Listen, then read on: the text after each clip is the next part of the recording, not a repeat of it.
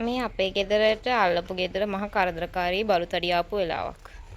මේ බලන්නකො මගේ ටෙඩි බෑර්ට කරන වැඩේ. දෙනවක. එක දවසක තොහම කාලා මං සෝදලා තිව්වා.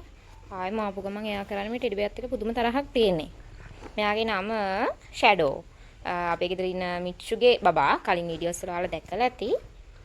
ඉතින් ඔන්න ඔය වගේ වැඩ තමයි අල්ලපු ගෙදර බලුතඩිය එහෙ කවුරුත් නැති වෙලාවට මෙහෙ ඉන්නේ. මෙහෙ එයාගේ අම්මත් ඉන්නේ මෙහෙනේ. එතකොට අල්ලපු ගෙදර කියන්නේ අපේ අම්මලාගේ ගෙදර. ඉතින් ඒ වෙලාවට මෙන්න මේ වගේ වැඩ තමයි මේ බලුතඩිය කරන්නේ. ඉතින් මේ ටෙඩි බෑගින් ප්‍රයෝජනයක් ගන්න බෑ. මට මේ වෙලාවට මතක් වෙනවා අර පොඩි ළමයි එහෙම ආවම අපේ ගෙවල් වල තියෙන ටෙඩි බෑලා සෙල්ලම් බඩු එහෙම අපි හංගන්නේ. දැන් මට වෙලා තියෙන්නේ මෙන්න මේ බල්ලා එනකොට මෙන්න මේ ටෙඩි බෑව සෙල්ලම් බඩු එතකොට පණා ඒ වගේ දේවල් හංගන්න.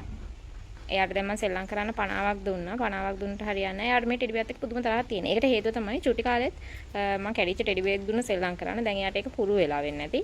මෙයා විතරක් නෙවෙයි. එතකොට පොඩි පිටව හයක් හිටියානේ. ඒ හය දෙනාම සෙල්ලම් කරා මේ ටෙඩි බෑ කෙනෙක්ගේ. දැන් මේ බලන්නකො ඉන්න විදිය මහන්සි වෙලා එව්ව හපලා කොහම හරි කඩලා දාන්න තමයි try කරන්නේ. ෂැඩෝ එපානේ. කො බලන්න. ඒ මදුවට මේ පුදුම විදියට හපනවා. ගොම්බව්වෙක්. ඔන්න විදියට තමයි අපේ ගෙදර අල්ලපු ගෙදර ගොම්බලු පැටිය ඇවිල්ලා අපේ ටෙඩි බෑව කන වෙලාව.